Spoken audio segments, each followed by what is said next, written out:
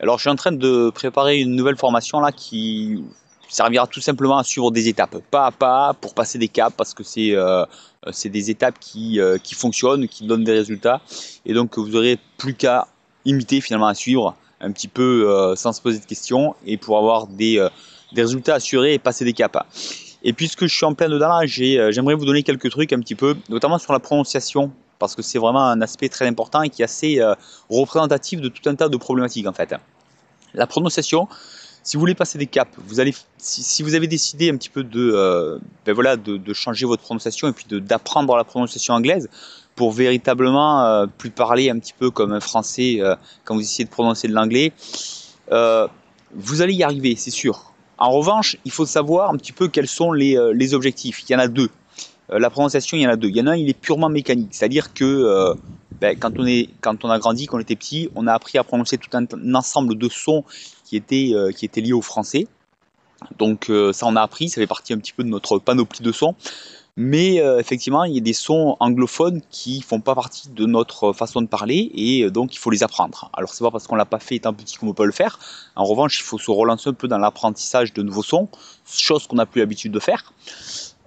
Mais c'est purement mécanique, c'est-à-dire que si vous pratiquez en imitant, en essayant vraiment de produire de nouveaux sons, vous allez effectivement, voilà, petit à petit, découvrir et pratiquer de nouveaux sons et être capable de mieux en mieux à les formuler.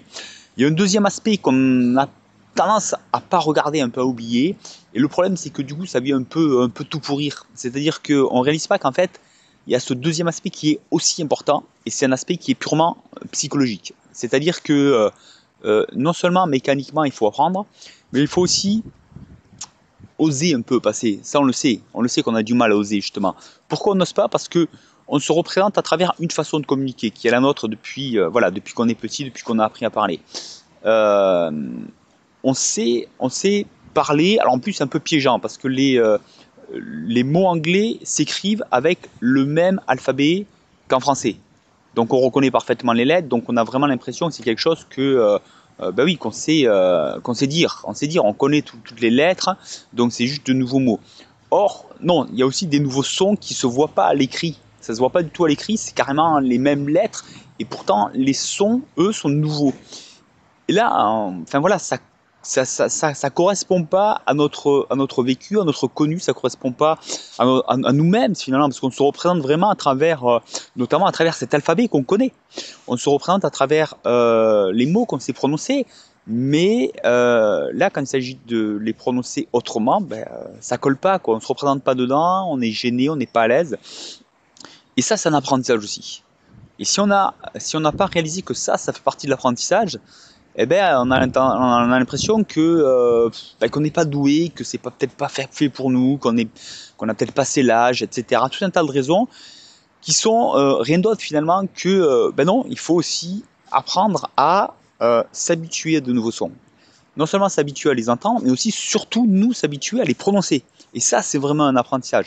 Donc ça se fait, mais il faut savoir aussi qu'il faut pratiquer. Il faut pratiquer en sachant que l'enjeu, ça va être aussi de passer de je suis pas à l'aise quand j'essaie de pratiquer de l'anglais, et en plus j'arrive pas bien, jusqu'à j'y arrive de mieux en mieux parce que je pratique et mécaniquement, au fur et à mesure, je m'y fais, et en plus psychologiquement aussi, je me fais à cette impression de parler avec d'autres sons qui ne me représentaient pas jusque-là.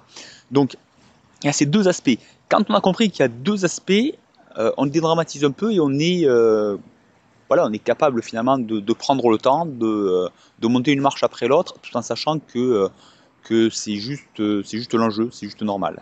Donc, voilà un petit peu les aspects importants. Alors, moi, il y a un truc que je vous donne qui est, voilà, qui va vraiment vous permettre de plus facilement passer justement ce deuxième cap, notamment psychologique. C'est-à-dire que quand vous prenez, alors si vous ne connaissez pas la méthode en 10 minutes que je vous propose, vous allez sur le site parleranglais.training, vous allez voir, il y a le lien à la fin de la vidéo, il y a le lien sous la vidéo, vous avez un petit peu la méthode qui est à la fois simple mais efficace, qui va vous permettre vraiment de prendre des choses qui vous intéressent et de décortiquer un peu ça pour passer les caps un petit peu dans tous les niveaux.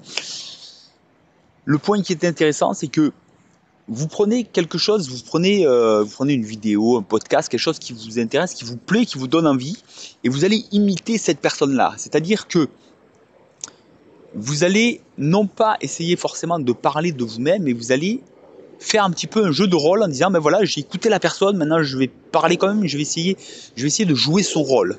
Et à partir de là, si vous voulez, le gros intérêt, c'est que j'essaie plus de me représenter moi comme parle anglais, j'essaie juste d'imiter et de jouer le rôle de quelqu'un d'autre. Donc c'est vraiment quelque chose où je me détache un petit peu de, ben voilà, de ce parler anglais qui serait ma façon de parler. Non, c'est pas la mienne, c'est la sienne, mais je vais faire comme lui ou comme elle.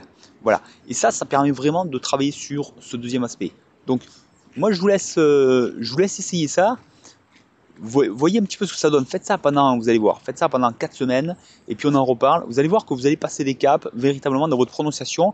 Quand on sait un petit peu quels sont les enjeux et comment les aborder, ça change beaucoup de choses. Donc voilà, ça c'est juste des petits, des petits conseils, mais qui sont très importants en fait, qui sont un peu à la base de véritablement de vos progrès. Et voilà, je vous en donnerai d'autres comme ça pendant que je continue à préparer la formation et puis je vous en reparle. Donc surtout, profitez-en, inscrivez-vous, vous allez recevoir notamment à la méthode en 10 minutes et puis je vous tiendrai informé un petit peu des nouvelles vidéos et puis de cette formation qui va sortir. Donc moi je vous dis à très bientôt, passez des caps, parlez anglais, c'est fait pour vous et on se dit à très bientôt, bye bye.